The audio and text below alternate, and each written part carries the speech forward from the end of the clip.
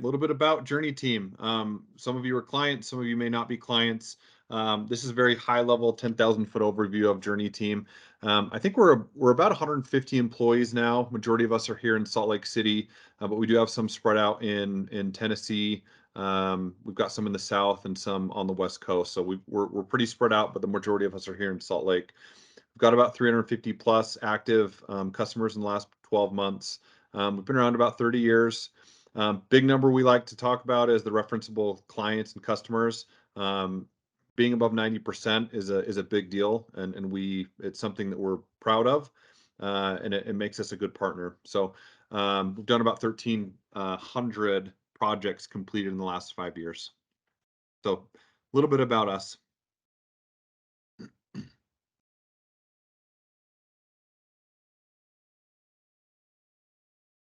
Okay, some of our recent awards. So we take our Microsoft relationship very seriously. We have a very good working relationship with Microsoft. We've been a gold partner for I believe it's 20 plus years. We've been their partner of the year in 2020 and 2019.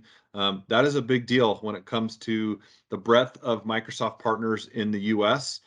Being that partner of the year is a big deal, and it's something that we strive for. But it is a very important relationship to us, and we have a very good working relationship. But just a couple of the things that we have been awarded in the last year or so.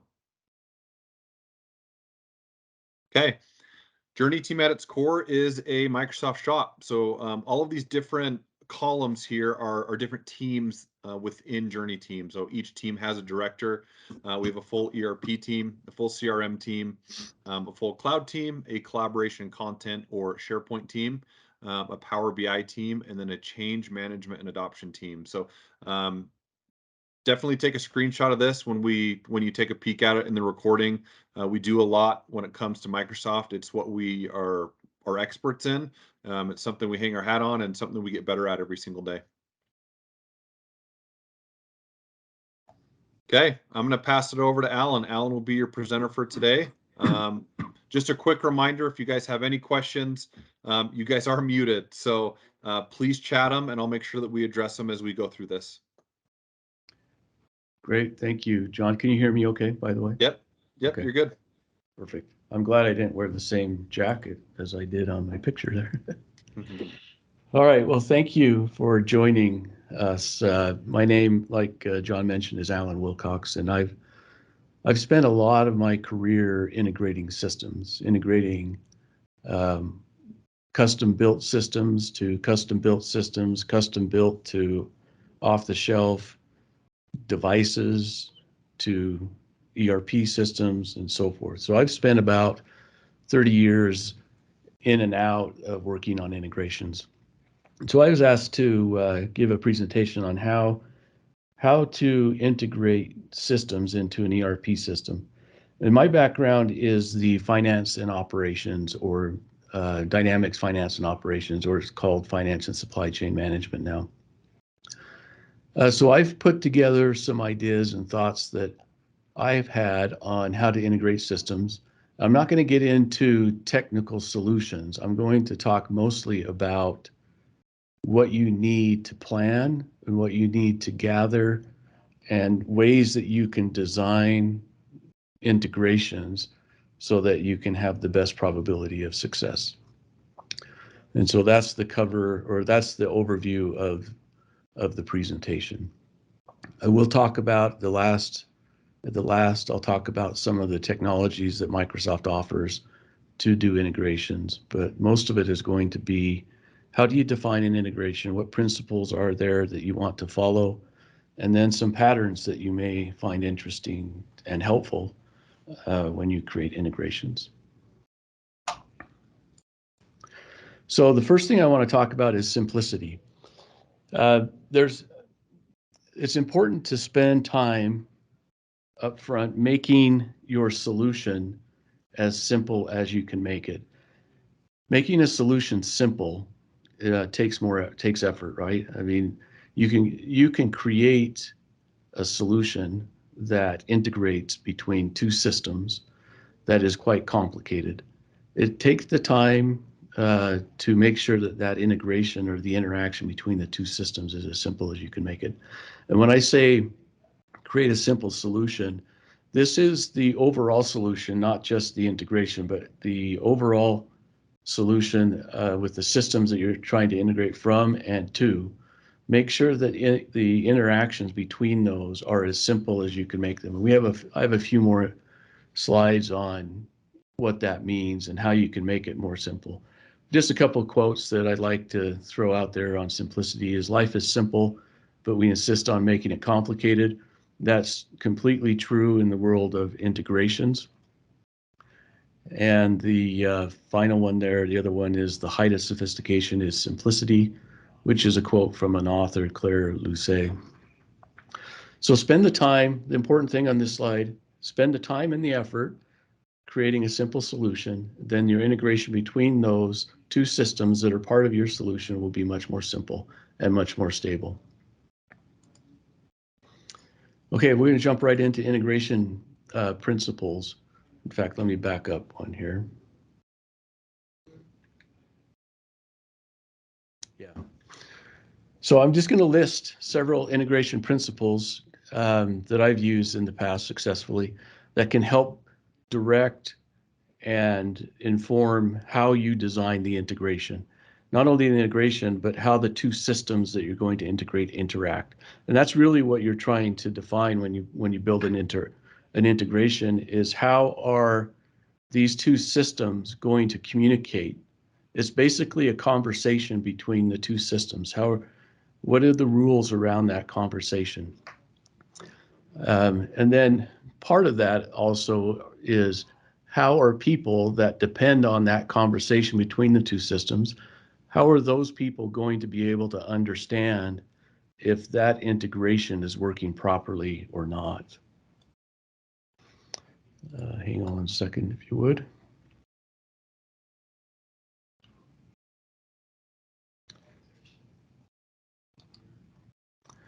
Okay, so the first one is idiomatic.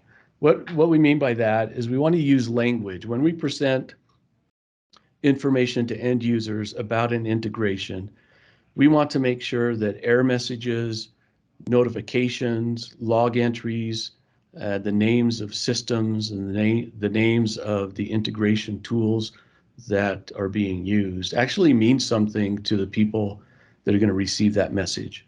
I'm sure you've all had the experience of receiving some kind of a message from Windows or from some system and you read it and you feel like you're dumber for having read that than you were before you read it. So let's make sure that when you're sending data to an end user regarding the integration, that the language that's written in that is used is meaningful to the people that are going to receive it. One of the main reasons for doing this is it helps remove this black box, black magic kind of a thing that oftentimes is associated with integrations. People don't understand how it works and they can't see on the inside. And those things, since they can't see it, they don't understand it. And so they assume things about the integration that are not necessarily true. And using language that they can understand helps to remove and demystify the integration. Okay, the next one is secure. At a minimum, make sure that the data cannot be read during the integration process. Obviously, you may have some administrators that may need to be able to read a message that is stuck somewhere or open a file and read what's in that file if the file is being sent between two systems. But generally speaking, you do not want people to be able to read data that's being integrated between two systems. And also, you definitely do not want people to be able to modify the data between systems. You know, if you export a file from one system, modify the contents of that file and import it into another, then the two systems are going to be off, and one of the main purposes of the integration is defeated by doing that. Evolvable is the next principle. What I mean by that is that it's easily changed as business needs and your systems change. So as business processes drift, which they do, business processes tend to drift somewhere around 2, 3, 4% a year in most businesses. If you don't build your integration so it's evolvable, at some point it's going to start to fail because business process has changed enough that it is now outside of the original design of your integration. So if you design those to be evolvable, then that pushes that down the road. And when you do hit that, it's much more easy to correct that and to get the integration working the way it needs to, without a lot of effort, without a lot of change. And a few simple things that you can do there is loosely couple the two systems. So the two systems need to communicate through the integration, and they need to communicate not during a process, but at the end of a process. And we'll talk about that in a little bit more detail in just a moment. But it's important to integrate documents instead of processes. And again, we'll talk about that here in just a minute. You can also use low-code and no-code solutions that don't require development. When you have a developer, you're going to have code management, you have to have code reviews, and all the things that come with code and with a developer, including bug tracking and then the documentation and the training and so forth. So use low-code, no-code solutions. Those tend to be self-documenting, so the need for documentation is still there, but the amount of effort that you have to put in to document the integration is much smaller. And then utilize continuous CI/CD, continuous integration and continuous deployment whenever possible. That way you can make your changes in low code and then promote those to your test environment, test it, and then promote that same package into your production environment. So that's just good code management principles there. Okay, idempotent. It's kind of a strange word. This is a property that's used in mathematics and computer science. And what it means is that if you have an operation that you run against a set of data in the instance of integrations, you can run that same operation over and over and over again on that set of data without any changes subsequent to the first change happening. So a good example of this is integrating multiple sales orders, or excuse me, integrating the same sales order multiple times. A bad integration would create duplicate sales orders in the destination system. A good integration would be able to handle that without causing any ill effect on the destination system. Self-healing is another important principle to have on your integrations. This does not mean that the software can go and detect problems with it and then heal itself. This is more that the integration makes users or admins aware of issues that are occurring so that those can be resolved. So the way you do that is you log and notify and instrument failures, track failed transactions. Failures of a single transaction do not impact the whole, and allow users to correct and retry failed transactions. So this is really about bringing failures to the surface and communicating failures to people that can actually do something about that failure and correct it. Okay, reentrant is another computer science term. This means that if your integration is running and for whatever reason that integration is kicked off again, so you have two instances of the same integration running at the same time, if that happens, then they don't conflict with each other. And this is important to prevent duplicate entries and to prevent changes that are unwanted, and prevent the two integrations running at the same time doing different things to the same record. So this is an important one. you have a couple of options here. And one is you could check for an already executing instance of your integration. The second would be to force your integration to have a single execution path. Only one instance of that integration can run at one time. And that's the most basic, simplest way of dealing with this reentrant problem. Okay, accessible. Data about the performance of an integration is readily available. Again, we talked a little bit about how a lot of times integrations are black boxes and people don't know what's going on. And it's a point of frustration for your users to not be able to see what's happening with this integration, what's happening with this sales order. Why did this sales order not integrate from my source system into my destination system? And this accessible principle means bring that information up and make it available and visible to people that need to know that. And then they can do something about it. They know that there's an issue. If they can't resolve that, then they can call somebody or get some help from somebody that can help them. Okay, perfect. I get a lot of pushback on this one. But what I mean by perfect in this instance is this definition at the top of the screen. It says exactly fitting the need in a certain situation or for a certain purpose. It does not mean without flaw.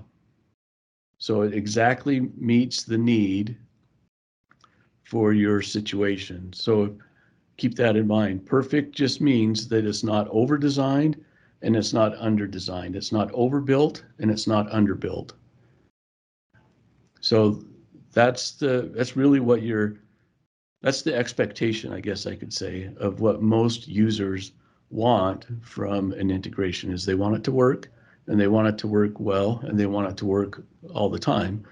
Obviously, they're not going to get that, but make sure when you build your integration that it exactly meets the need.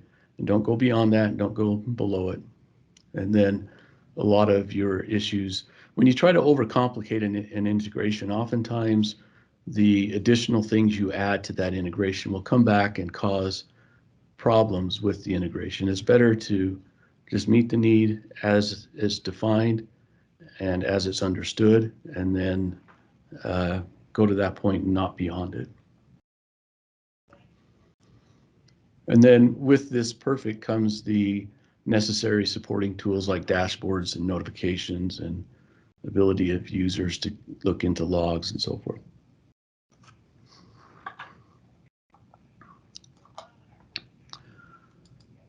Constrained. One common issue with integrations is that people will start to put things into an integration that don't belong there.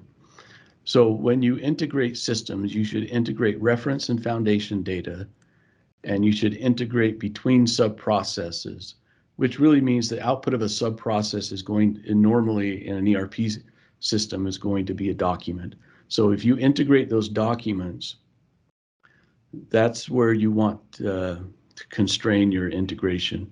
What I mean by that is, so if you have Business Central and it's Business Central and CRM that you need to integrate together, and you're going to capture an order in CRM, the point of integration from CRM into Business Central should be the sales order. And so when CRM is through with its creating the sales order process, the output of that is a sales order document. That document is what you want to bring over into Business Central. And that's what I mean by integrate documents, not processes. There's no benefit from having the sales order integration begin when a sales order is started in CRM. There's very little benefit, if any, of having BC be aware that a sales order is being created in CRM. After that sales order is done, then move that sales order document over into Business Central.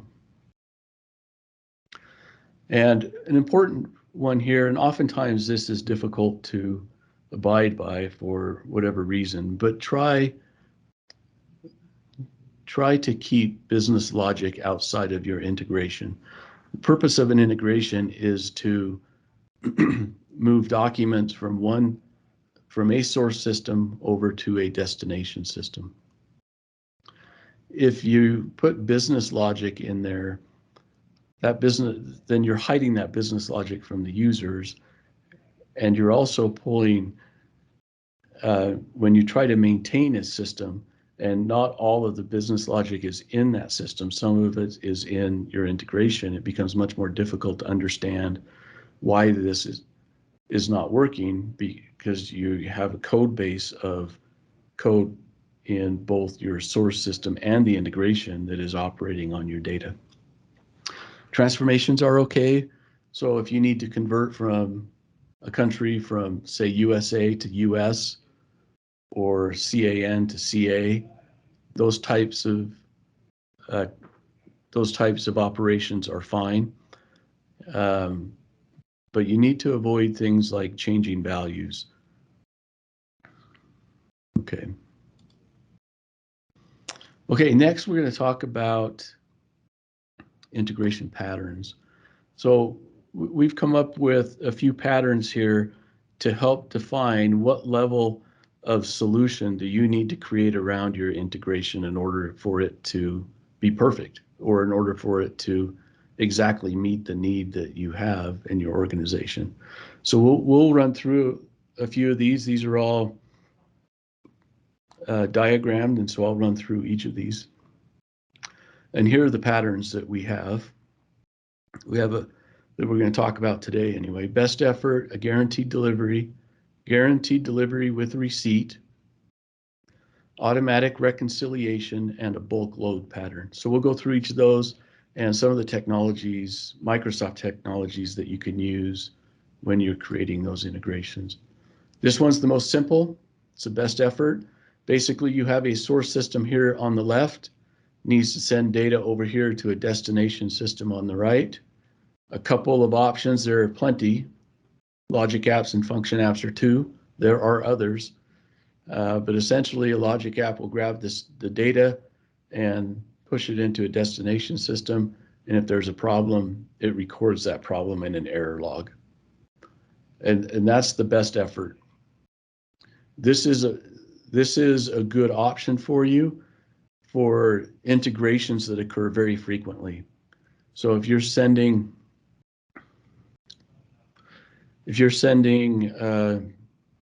the number of hours that a machine is running up to your maintenance system for preventive maintenance, and you're sending that information once an hour, you could use this pattern, because if it fails on one time, the next time it will correct itself, and that failure is meaningless at that point. This is the pattern that's used for streaming videos. If you have a packet of video come down and it doesn't make it, it drops, then there's no sense, since you're past that point in the video, since you're past that scene, it doesn't make sense to go back and try to get that packet that was dropped and then re-deliver it to you as you're watching your video. The next pattern is guaranteed delivery. Guaranteed delivery means that either the integration itself guarantees that the transaction will make it from your source system into your destination system, or it will notify the correct people in case of a failure, and it will track that transaction and the status of that transaction from the source system to the destination system. So if there is a failure in the integration between the source and the destination systems, then it records that failure and tracks it associated with that transaction and presents it to a user that can take action on it and correct it. So this is really tracking every transaction that goes over and making sure that every transaction makes it. And if it doesn't, then log it and put it in a queue where somebody can go through and make sure that whatever errors were encountered have been resolved. This one This would be a good pattern for critical but non-financial types of integrations. Product item master would be a good example here. And customer and accounts and contacts would be good for this one as well. That data does not change very frequently, so a best effort would not be the right pattern for that. So if you have a customer and account integration between BC and CRM, then this would be an appropriate pattern that you would want to implement.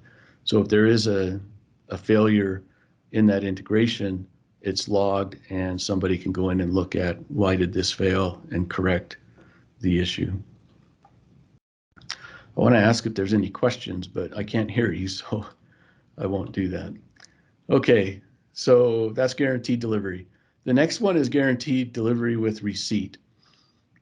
This is the same as guaranteed delivery. The difference is this line, red line right here that says update original record.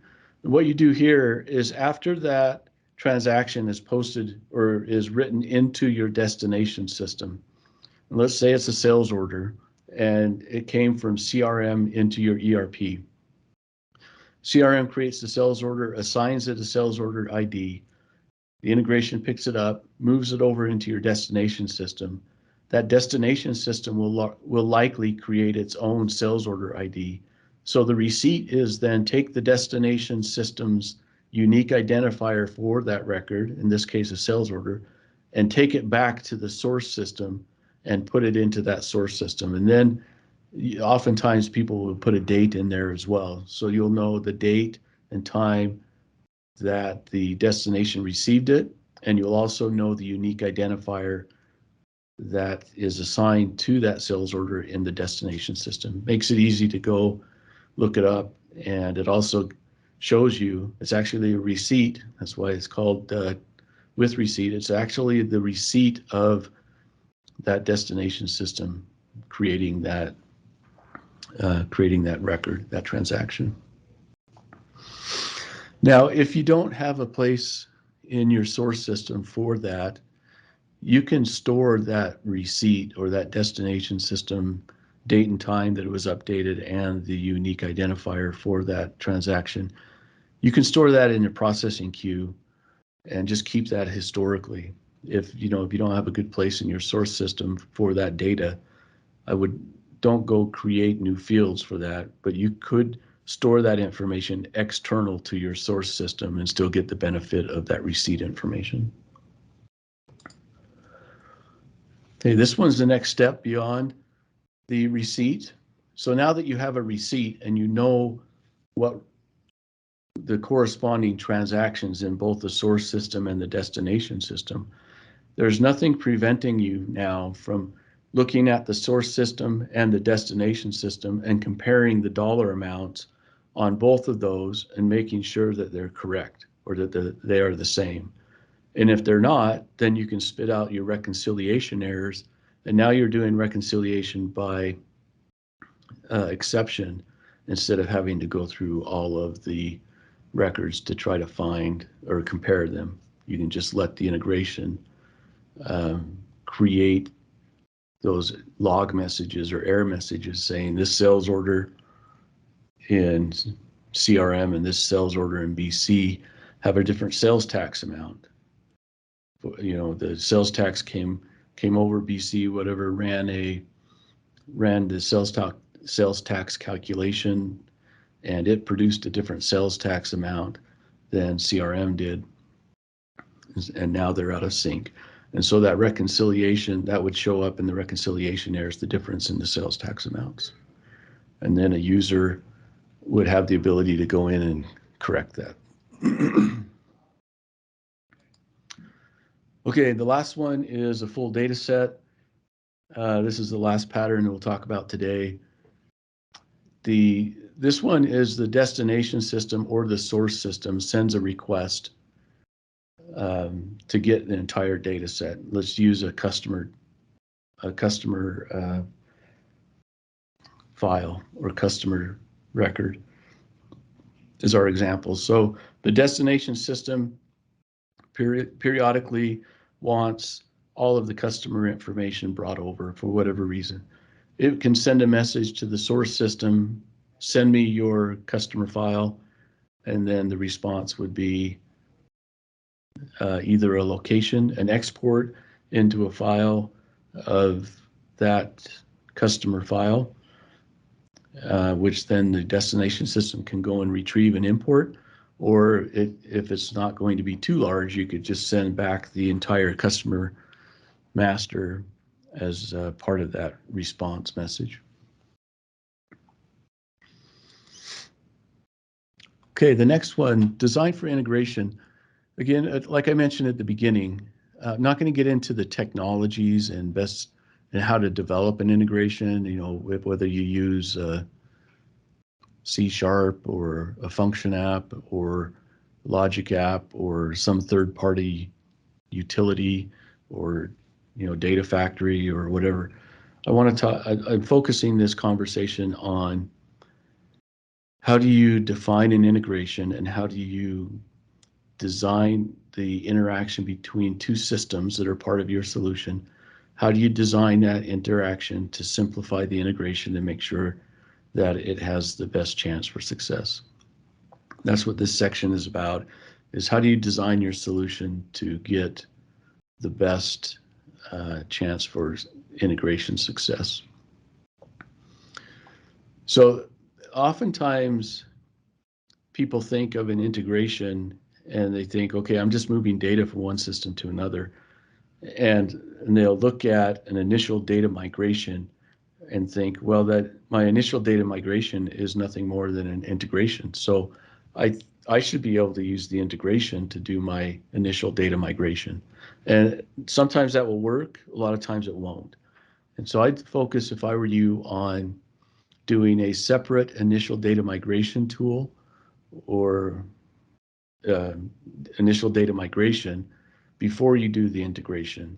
And that way, any special processing that needs to happen can happen.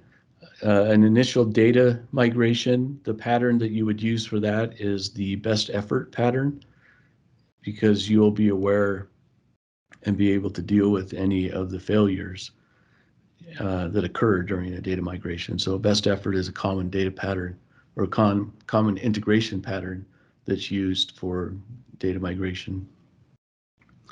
Another important task is to make sure that you assign a system of record for each data subject. Data subject, I mean by vendors, products, orders, invoices, so on. And then all subordinate systems get data from the system of record. And that helps. If you design this when you're designing your solution, before you even begin to work on your integration, it will make the integration much easier. And it will also help you in your design of your solution.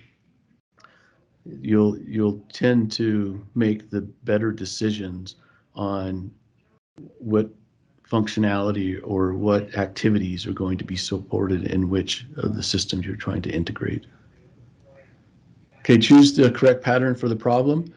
And going back to our simple discussion, you want the most simple pattern for your integration that supports the need. When we talk about simplicity, we don't want it to be simplistic, but we do want it to be as simple as we can make it. So choose the correct pattern for the problem that exactly meets the problem you're trying to solve. And if those patterns don't work for you, they're patterns that we've come up with.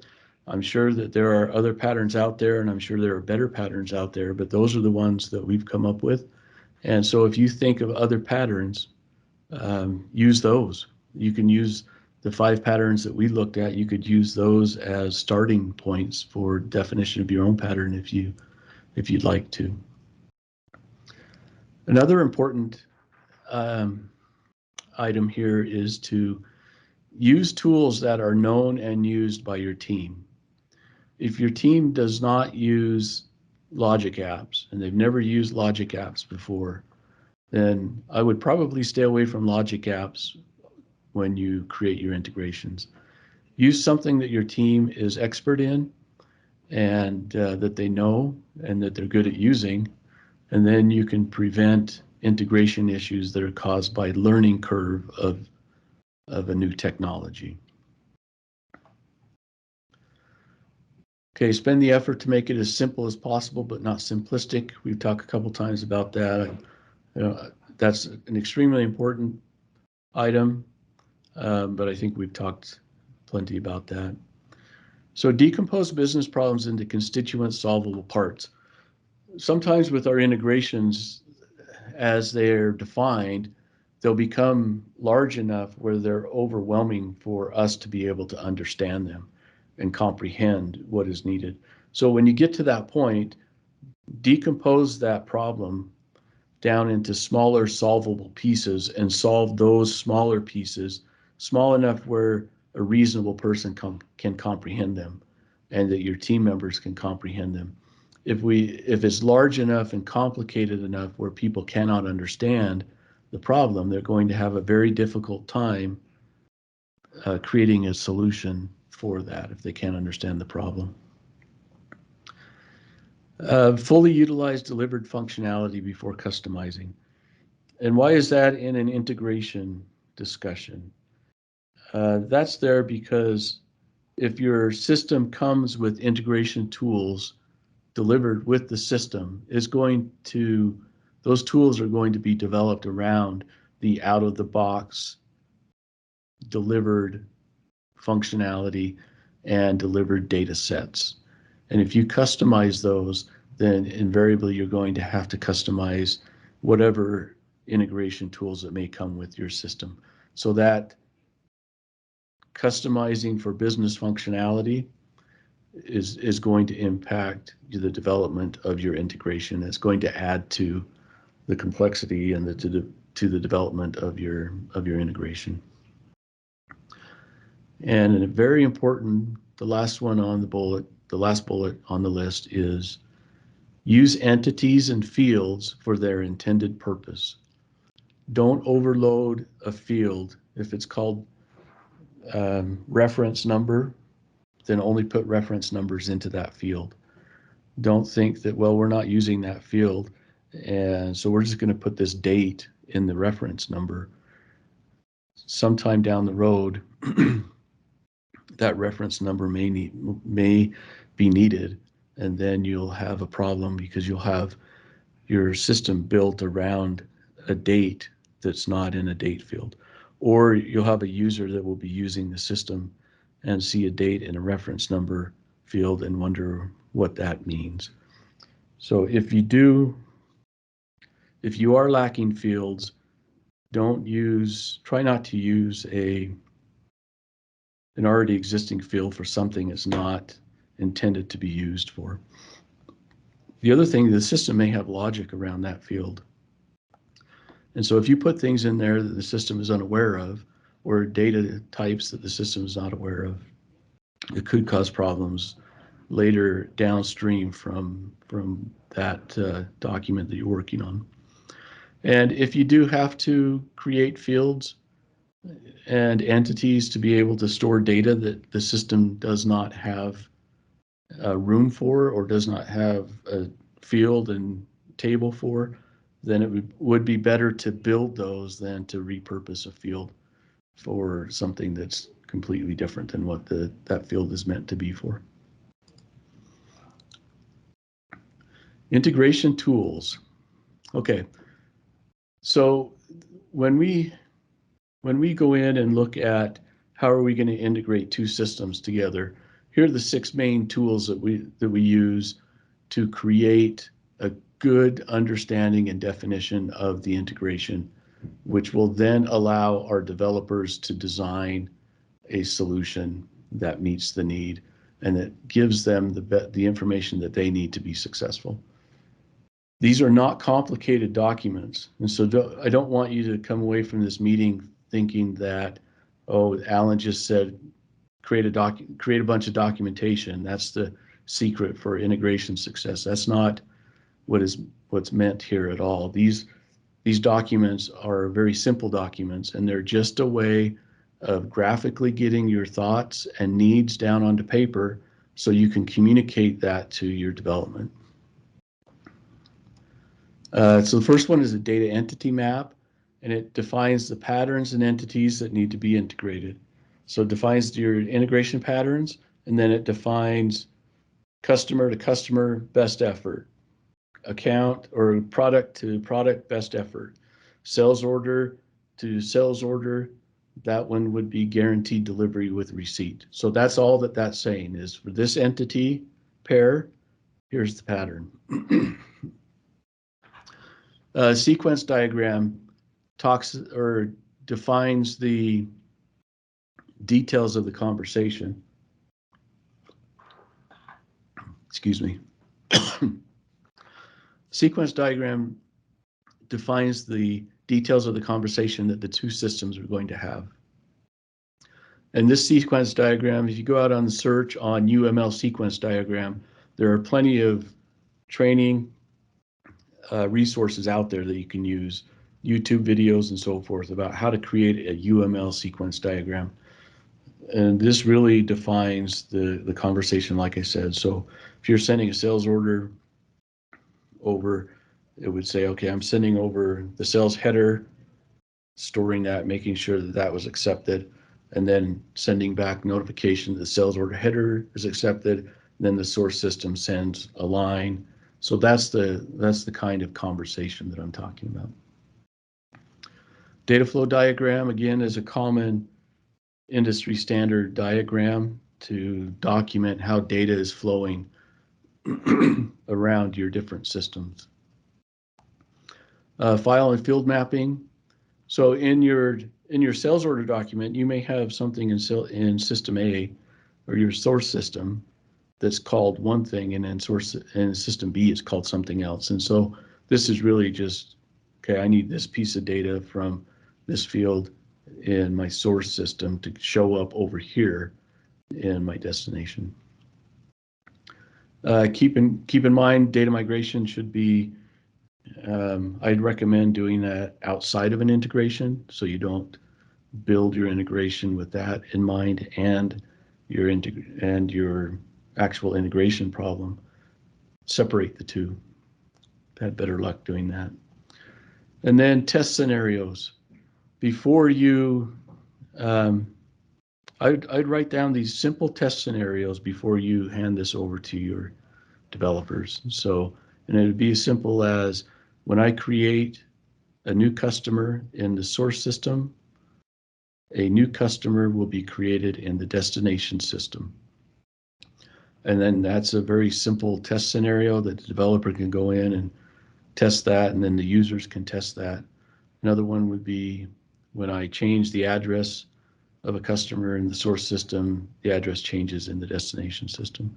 And those would be both ways, right, if that's needed. So define those test scenarios up front.